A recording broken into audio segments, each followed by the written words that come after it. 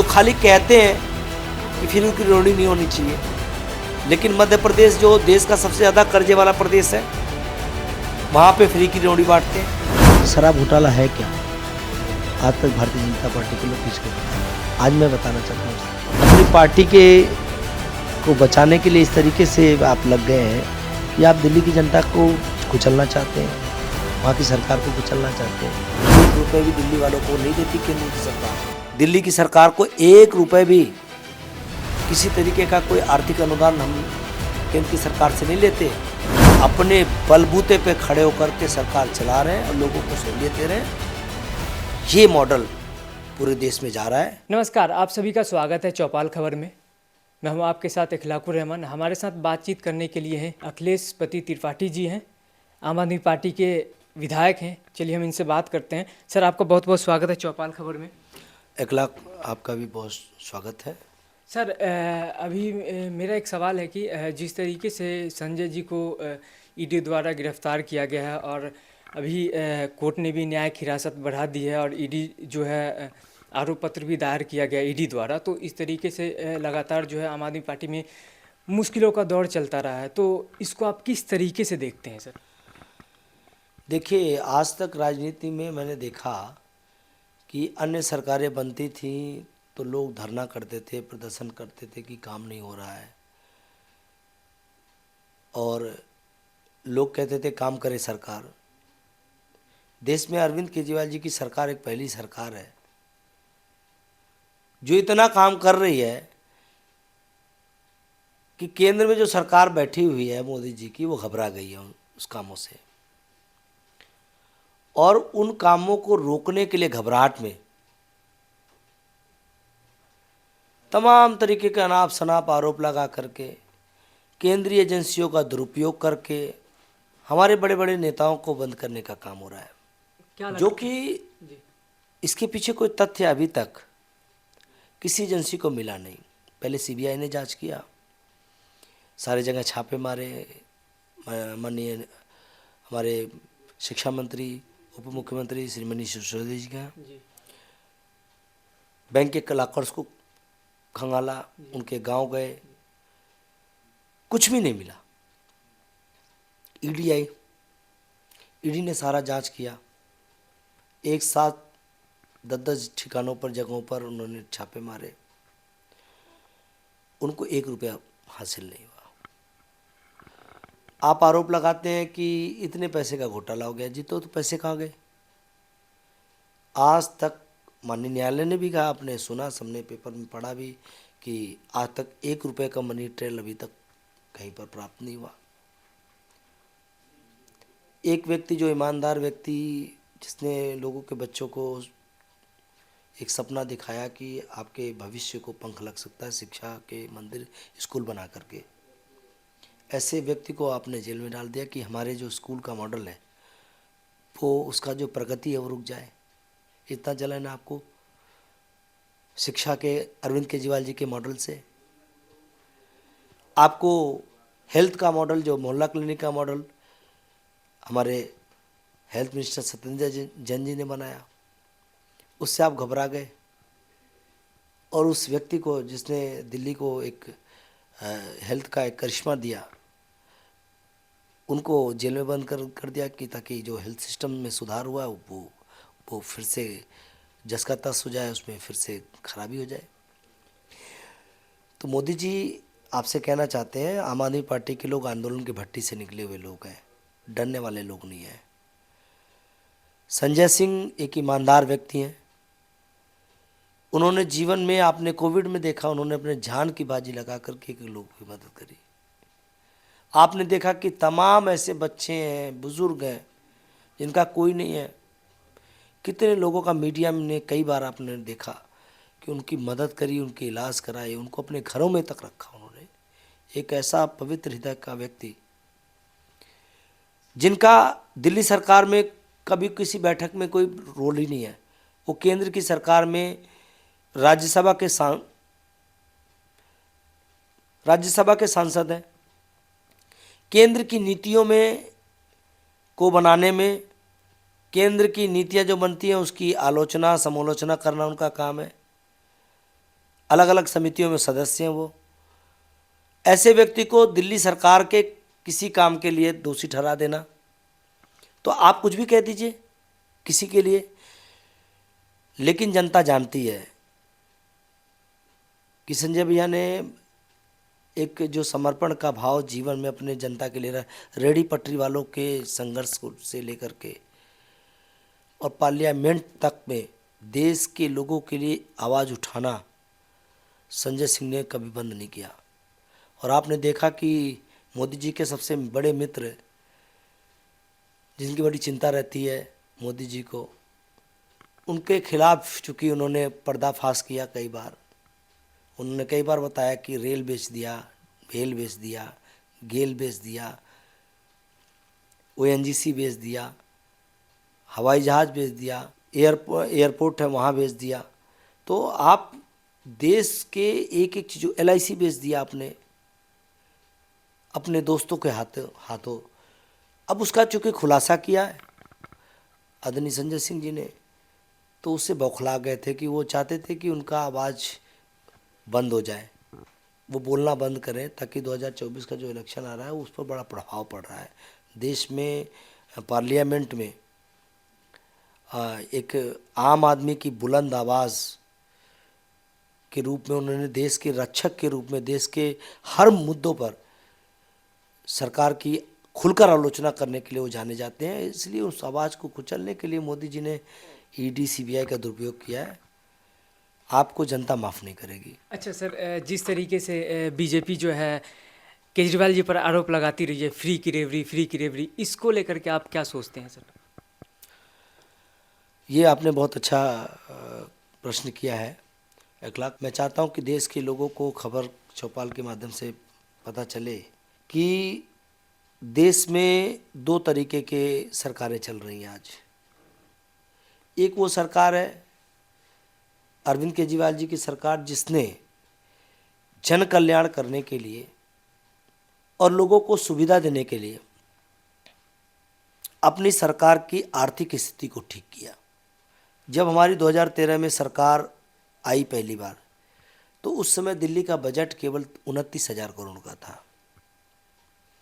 और चूँकि हमें लोगों को बिजली भी फ्री में देनी थी, पानी भी फ्री में देना था, लोगों को शिक्षा भी फ्री में देना था, एक अरविंद जी का सपना और विज़न था हमेशा। स्वाधीनता संग्राम सेनानियों का जो सपना था, स्वाधीन भारत में लोगों को ये तमाम सहूलतें मिलनी चाहिए बराबरी के लिए। लोगों को बीमार हो जाए तो उनको मजबूर ना होना पड़े किसी से कर्ज लेने के लिए, उनको हेल्थ का अधिकार मिले, अच्छी स्वास्थ्य सुविधा मिले। वो मॉडल अरविंद केजरीवाल जी ने दिया। उसके लिए उन्होंने किसी वर्ल्ड बैंक से कर्जा नहीं लिया, इसके लिए किसी केंद्र की सरकार के पास कटोरा लेके अरविंद केजरीवाल जी नहीं गए। इसके लिए उन्होंने कभी भी किसी तरीके से किसी एजेंसी से कोई लोन नहीं लिया।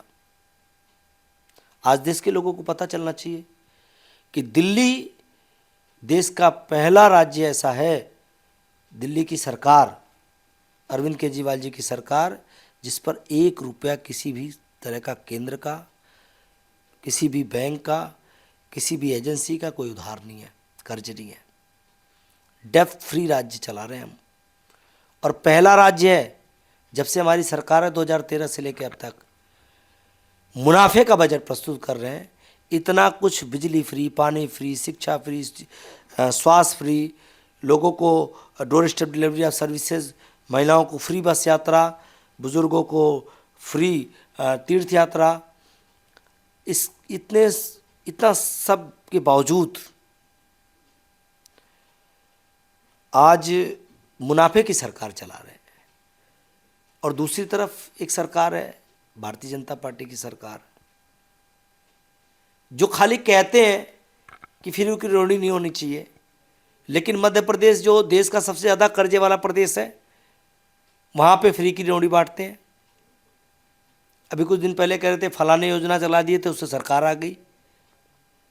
लाडली बहना सर उनका एक योजना। तो कोई भी हो, अगर आप कर्ज में हैं, उधार लेकर के आप, और फ्री का रेवड़ी बांट रहे हैं, वो देश में सबसे बड़ा गलत है। आप उस वहाँ के जनता को कर्जदार बना रहे हैं। वो सरकार बेकार सरकार है जो कर्ज लेकर के रेवड़ी बांट रही है। उसको हम कहते हैं वो बंद होनी चाहिए हर सरकारों में। आपकी फाइनेंशियल स्थिति नहीं ठीक है, आप ठीक करिए उसको। आप नहीं कर पाते तो अरविंद केजरीवाल जी से आइए, आपको दिल्ली में आपको ट्रेनिंग देंगे, आप भी अपनी माली हालत ठीक करिए। मैं उदाहरण देना चाहता हूँ कि अगर एक पिता इतना सक्षम है कि अपने बेटे को बहुत अच्छे स्कूल में पढ़ा सकता है, लंदन भेज सकता है,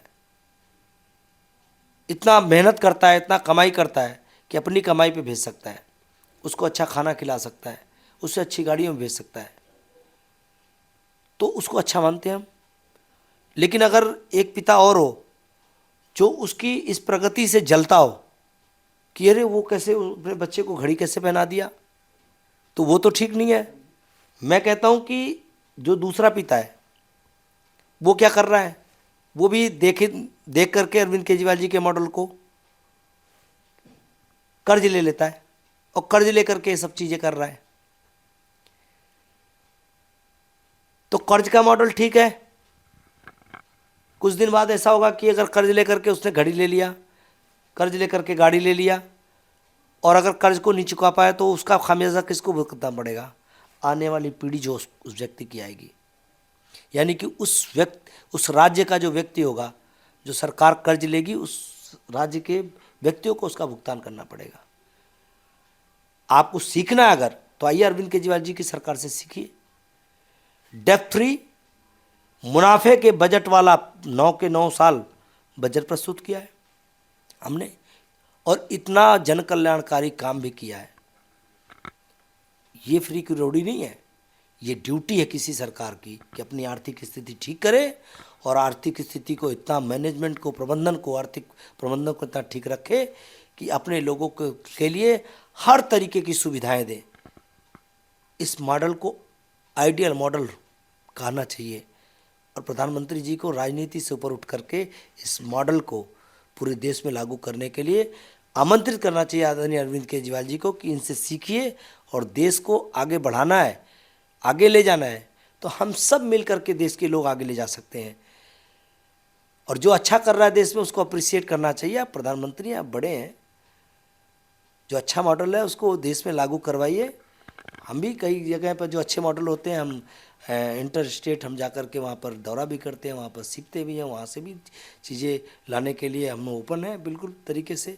और बहुत सारे राज्य, तमिलनाडु, तमाम और राज्य हैं, पश्चिम बंगाल, जिनके साथ आप देखें पंजाब की सरकार के साथ हमारा तमाम क्षेत्रों में बृहद अध्ययन भी चल रहा है, एक दूसरे की अच्छी चीज़ों को लागू भी कर रहे हैं। तो मुझे लगता है कि मोदी जी को फ्री की रोटी जब कहते हैं तो सबसे पहले अपने पर विचार करना चाहिए कि जो उत्तर प्रदेश है वो तीसरा या चौथा सबसे बड़ा कर्जे वाला प्रदेश है, वहाँ की फ्री की रोटी बांट रहे हैं, उसको पहले विचार करो। वहाँ पर जो सरकार मुनाफे में अपने आर्थिक स्थिति के लिए सक्षम है, 2 लाख 2.5 लाख करोड़ रुपया कमा करके दिल्ली के लोग इनकम टैक्स के रूप में केंद्र की सरकार को देते हैं, उसके एवज में 1 रुपये भी दिल्ली वालों को नहीं देती केंद्र की सरकार। दिल्ली की सरकार को 1 रुपये भी किसी तरीके का कोई आर्थिक अनुदान हम केंद्र की सरकार से नहीं लेते। अन्य राज्यों को तो अनुदान भी देते हैं, ये 60,000 करोड़, 50,000 करोड़, 20,000 करोड़, हम तो वो भी नहीं लेते। अपने बलबूते पे खड़े होकर के सरकार चला रहे हैं और लोगों को सहूलियत दे रहे हैं। ये मॉडल पूरे देश में जा रहा है। इस मॉडल से घबरा करके अरविंद केजरीवाल जी से जो है हमारे नेताओं पे आरोप भी लगा रहे हैं। हमारे आदरणीय मनीष सिसोदिया जी को, सत्येंद्र जैन जी को जेल बंद कर दिए थे, ये अभी संजय सिंह जी को बंद कर दिया जेल में, विजय नायर जी को बंद कर दिया जेल में, और लोगों को जो लोग भी काम करने के लिए आगे निकल रहे हैं उनको भी धमका रहे हैं, काम करोगे तो तुम्हारे खिलाफ भी ईडी छोड़ देंगे, सीबीआई छोड़ देंगे। आप छोड़िए, हम देखेंगे कि आप में कितना तानाशाही है। क्या लगता है केजरीवाल जी की सरकार जेल से चलेगी फिर, इस अगर ऐसा रहा ईडी द्वारा बार बार बड़े नेताओं को जो है आम आदमी पार्टी के जेल में डाला जा रहा है, तो इस तरह से क्या लगता है आपको, अरविंद केजरीवाल जी जेल से सरकार चलाएंगे क्या दिल्ली? देखिए, हर काम माननीय मुख्यमंत्री अरविंद केजरीवाल जी जनता से पूछ करके, जब भी ऐसी कोई बात आती है, जब भी लगता है कि वो ऐसी परिस्थिति में है कि जनता से पूछना चाहिए, तो वो पूछते हैं। अभी इसीलिए रेफरेंडम भी कर रहे हैं, हम घर घर जा रहे हैं। आपने बताया मैंने शुरू में ही कि लोग कह रहे हैं कि हम अपने मुख्यमंत्री से बहुत प्यार करते हैं। कोई भी परिस्थिति हो, आदरणीय अरविंद केजरीवाल जी को किसी भी तरीके से कोई इस्तीफा नहीं देना चाहिए। ये भी एक मॉडल बनना चाहिए कि एक अच्छे मुख्यमंत्री, ईमानदार मुख्यमंत्री ने जेल के अंदर रहते हुए भी देश में सबसे ज़्यादा जन कल्याण करने वाली सरकार बन के दिखाई है। जेल से सरकार चलानी चाहिए। ये हमारी पार्टी का निर्णय नहीं है, ये दिल्ली की जनता का निर्णय है, और उस निर्णय को जनता मालिक है लोकतंत्र में। उसको हम भी अपने मुख्यमंत्री अरविंद केजरीवाल जी से अपील करते हैं कि उनको किसी भी तरीके से इस्तीफा नहीं देना चाहिए। जनता आपको बहुत प्यार करती है। लोग एक ही बात कह रहे हैं कि आपने हमारे बच्चों को सपना दिखाया है अच्छा शिक्षा दे करके। उस सपने को उड़ान देने के लिए मुख्यमंत्री जी का रहना बहुत ज़रूरी है। हमें स्वास्थ्य का अधिकार दिया आपने, हमें देश में सबसे सस्ती बिजली का मॉडल दिया आपने, पानी का मॉडल दिया निःशुल्क आपने, बुजुर्गों का सम्मान, उनको तीर्थ यात्रा दिया आपने, महिलाओं को अधिकार, उनको बस यात्रा दिया आपने, और सभी जनता को किसी काम के लिए लाइन में ना लगना पड़े। सरकार की सेवाएं जनता के द्वार पे डोर स्टेप डिलीवरी शुरू किया है। लोग बहुत निराश होंगे ऐसे किसी निर्णय से, इसलिए अगर ऐसी कोई परिस्थिति आई तो जेल से भी सरकार चलानी चाहिए और चलेगी। प्रदूषण को लेकर के क्या आप देख रहे हैं? जिस तरीके से केंद्र सरकार दिल्ली गवर्नमेंट पर आरोप लगा रही है और दिल्ली गवर्नमेंट जो है केंद्र सरकार पर आरोप लगा रही है, तो कितना हद तक दिल्ली सरकार इस पर काम कर रही है प्रदूषण को कंट्रोल करने में? देखिए, पिछले वर्ष में हमने ही तमाम ग्लोबल एजेंसीज ने इसका सर्वे किया कि दिल्ली में प्रदूषण का स्तर विगत बहुत सालों में बहुत कम हुआ है। ग्रीन कवर 23.5% हुआ है, जो देश के औसत से 3.5% ज़्यादा है। तो हमने ग्रीन कवर भी बढ़ाया है। लेकिन केंद्र की सरकार का आरोप लगाना बड़ा हास्यास्पद लगता है कि केंद्र की सरकार का दायरा बहुत बड़ा है, उनका अधिकार क्षेत्र बहुत बड़ा है। आपको तो काम करने के लिए लोगों ने चुना है। दिल्ली के इन्हीं लोगों ने, जनता ने आपको 7 सांसद दिया। आपका भी कर्तव्य बनता है कि दिल्ली के लोगों के लिए प्रदूषण कम करने के लिए केंद्र की सरकार काम करे, बजट लगाए, तमाम तरीके से इसके लिए स्मोक टावर्स लगाए, और भी जो ज़रूरत पड़े वो तमाम एजेंसीज़ को, साइंटिफिक एजेंसीज़ को लगा करके अध्ययन कराए। ये केंद्र की सरकार ने कुछ भी नहीं किया, और वो मुख्यमंत्री जो काम कर रहे हैं उन पर आप आरोप लगा रहे हैं। आप तो बड़े भाई की भूमिका में, आपको तो गाइड भी करना चाहिए, और आपका बजट ज़्यादा है तो उसको बजट भी देना चाहिए दिल्ली के लोगों को इस काम से निजात पाने के लिए। इसके उलट भारतीय जनता पार्टी की केंद्र की सरकार हमारे जो स्मोक टावर चल रहे थे उसका एलजी साहब के माध्यम से पेमेंट रुकवा दिया, स्मोक टावर नहीं चल रहे। जगह जगह जो निर्णय लेते हैं काम करने का, उसको काम को अटकाने के लिए एलजी साहब के माध्यम से हर जगह झूठे आरोप लगाते हैं। चुनी हुई सरकार को कहते हैं जो अधिकार नहीं होगा। अरे भाई, एक जगह मैं गया, बोले जी एक कुश्ती का प्रोग्राम हो रहा है, आपको देखने चलना है। मैं गया देखने, तो वहाँ पर 2 पहलवान थे। एक पहलवान ऐसा था कि जो बारी बारी उसको जब भेजें तो वो रिंग से बाहर आ जाता था, और एक पहलवान था जी आओ जी हम लड़ेंगे। बोले लेकिन भाई देखो, लड़ेंगे तभी, मेरे शर्त है, जो बाहर आ जाता था। बोले क्या शर्त है? तो बोले देखो जी, मैं उन्हीं से कुश्ती लड़ता हूँ जिनके हाथ भी बांध दो, पैर भी बांध दो, उसके आँख पे पट्टी भी बांध दो, और उसके मुंह से कुछ बोले ना, इसलिए उस पर टेप भी लगा दो। ऐसे व्यक्ति से मैं कुश्ती लड़ता हूँ। बोला जब ऐसे व्यक्ति से कुश्ती लड़ते हो तो तुम्हें तो पहलवान कौन कहेगा? तुम्हें तो लड़ने का अधिकार ही नहीं होना चाहिए। तो कहा नहीं नहीं, हमारा तो जो खेल का नियम है हम ही तय करते हैं, हम ही रेफरी होते हैं, हम ही नियम भी तय करते हैं। और फिर जब हम नियम तय कर देते हैं तो आज तक कोई जीता नहीं हमसे कुश्ती में, इसलिए मैं देश का सबसे बड़ा खलीफा हूं, सबसे बड़ा पहलवान हूं। और मैं चैलेंज कर रहा हूं, मैंने जो शर्तें रखी हैं उस शर्त पे कोई मुझसे पहलवानी लड़ ले, कोई जीत के दिखा दे। यही हालत केंद्र की सरकार, मोदी जी की सरकार की है। खेल के नियम भी यही बनाते हैं, लोगों के हाथ पर भी यही बांधते हैं, फिर कहते हैं हम लड़ेंगे और जीत जाएंगे।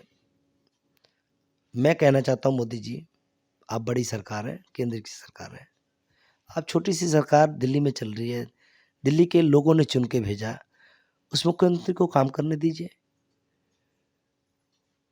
आप उस सरकार के हाथ बांध रहे हैं। नहीं जी, आप किसी अधिकारी का ट्रांसफर पोस्टिंग नहीं कर सकते। आप कोई निर्णय लेंगे तो एलजी साहब से पूछना पड़ेगा। मैं पूछना चाहता हूं, उत्तर प्रदेश में पूछते हैं क्या? है क्या?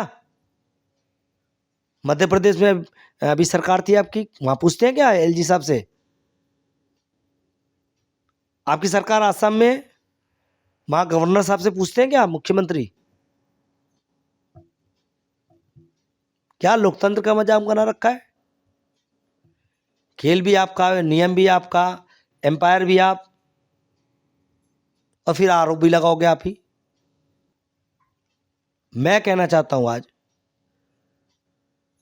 मोदी जी, हाथ जोड़ के आपसे, कि अगर अरविंद केजरीवाल जी 100 स्कूल बना रहे हैं, आप कंपटीशन करना चाहते हैं, तो 500 स्कूल दिल्ली में बना दीजिए। जो 500 स्कूल बना देगा उसको जनता चुन लेगी। अरविंद केजरीवाल जी 10 अस्पताल बना रहे हैं, आप 20 बना दीजिए दिल्ली में, लैंड भी आपका है, पैसा भी बहुत है केंद्र की सरकार के पास, कोई कमी नहीं है,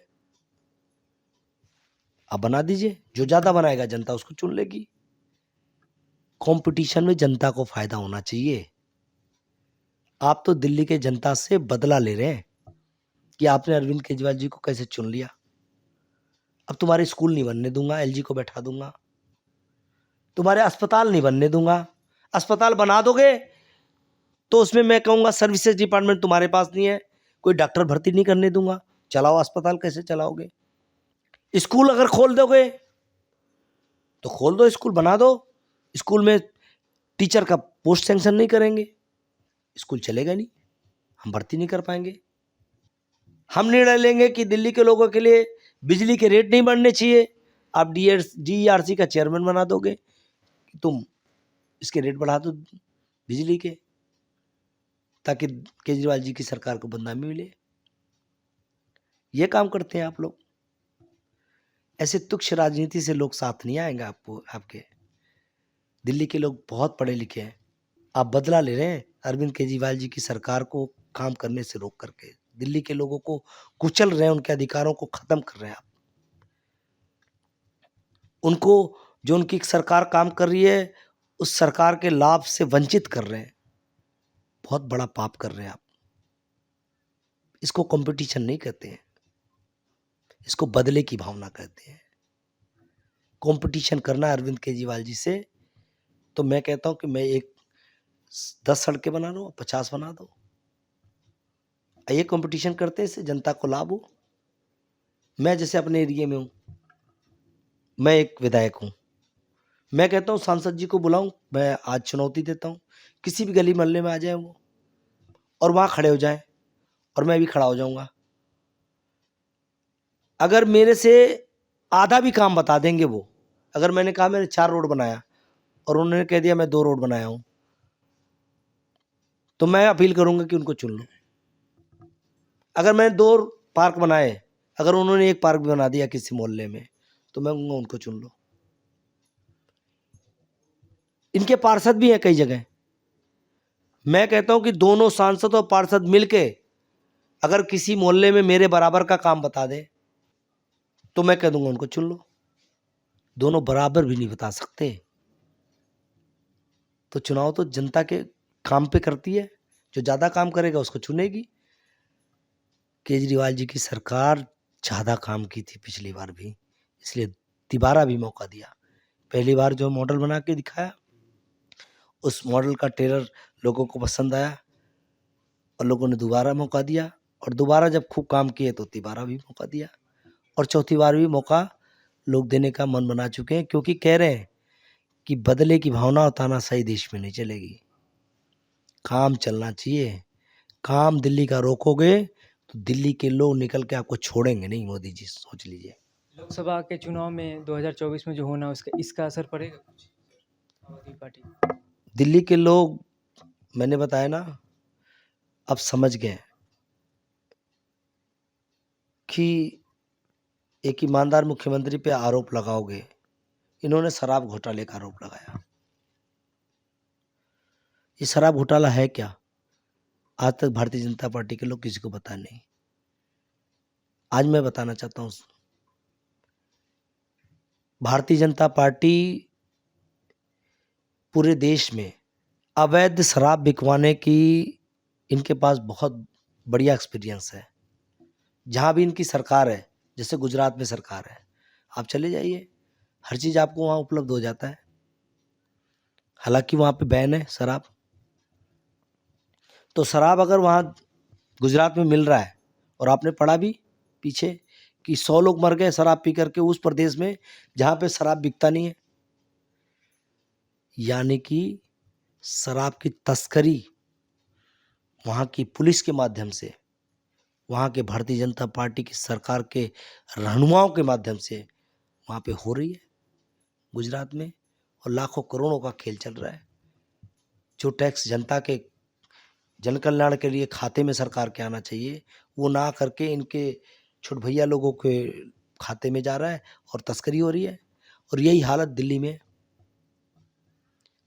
अगल बगल के राज्य उत्तर प्रदेश और हरियाणा में, आप बॉर्डर पे जैसे जाएंगे दिल्ली के लोग, आप सुनिए मैं बताना चाहता हूँ, आप देखेंगे बॉर्डर पे जैसे बॉर्डर पार करेंगे खूब दारू की दुकानें हैं।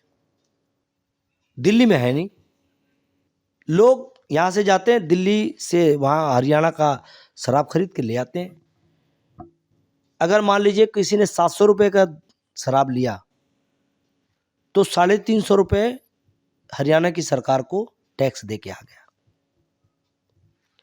हमारे मुख्यमंत्री आदरणीय अरविंद केजरीवाल जी ने कहा कि ये तो दिल्ली के लोगों का जो पैसा लीकेज हो रहा है, हमारा राजस्व हानि हो रहा है, और किसी भी सरकार का ये काम है कि उसका आर्थिक स्थिति मजबूत रहे, और उसके लिए जो लीकेजेस हैं, जो कमियां हैं टैक्स कलेक्शन में, उसको ठीक किया जाए।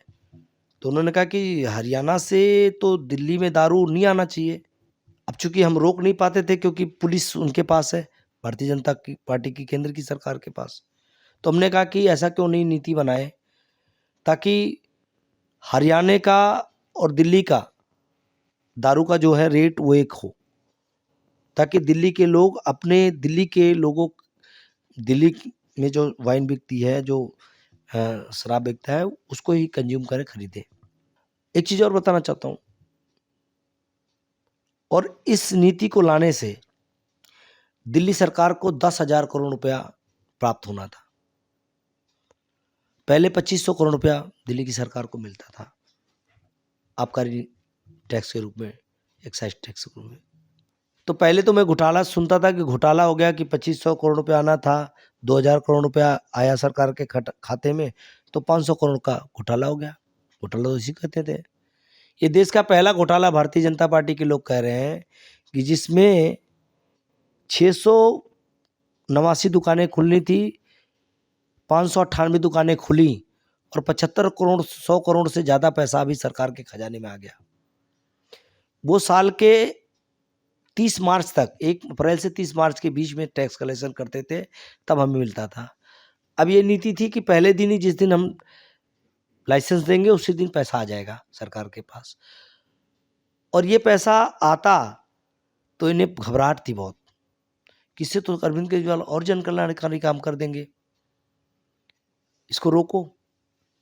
और दिल्ली में जो अवैध शराब बिकता है, किसी भी क्लस्टर में चले जाइए, आपके मैं चैनल से कहना चाहता हूँ, आप दिखाइए, बताइए, किसी भी चले जाइए क्लस्टर में,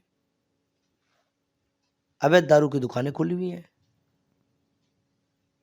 इस पर भारतीय जनता पार्टी, जिसके पास कानून व्यवस्था बनाने का, पुलिसिंग की यहाँ जिम्मेदारी है, उनकी पुलिस कार्रवाई क्यों नहीं करती?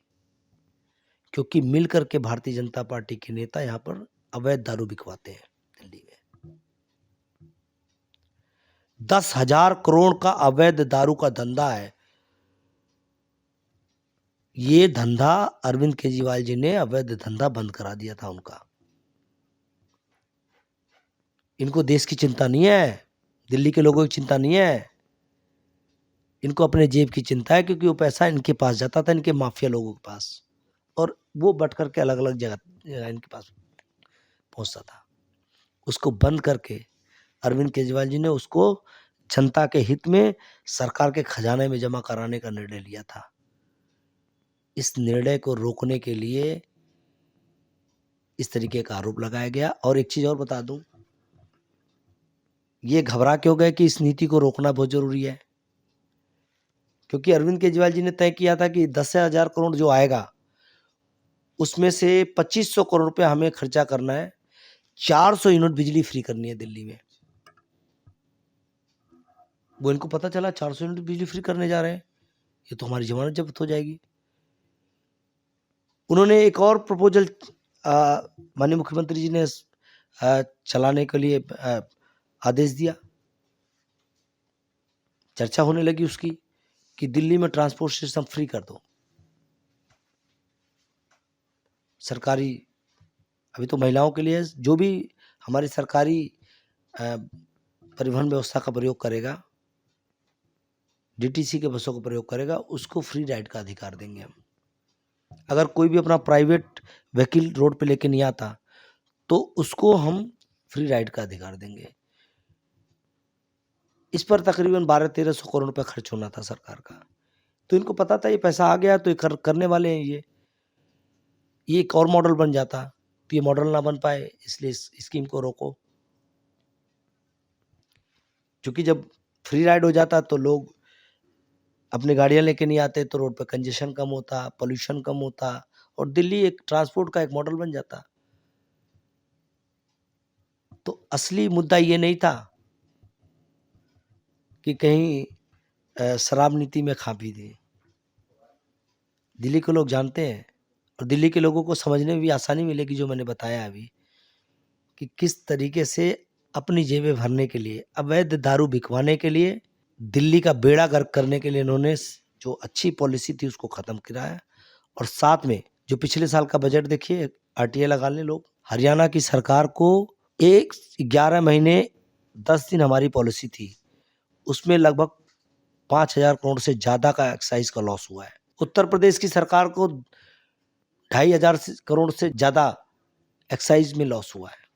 तो आप भारतीय जनता पार्टी अपनी पार्टी के को बचाने के लिए इस तरीके से आप लग गए हैं कि आप दिल्ली की जनता को कुचलना चाहते हैं, वहाँ की सरकार को कुचलना चाहते हैं।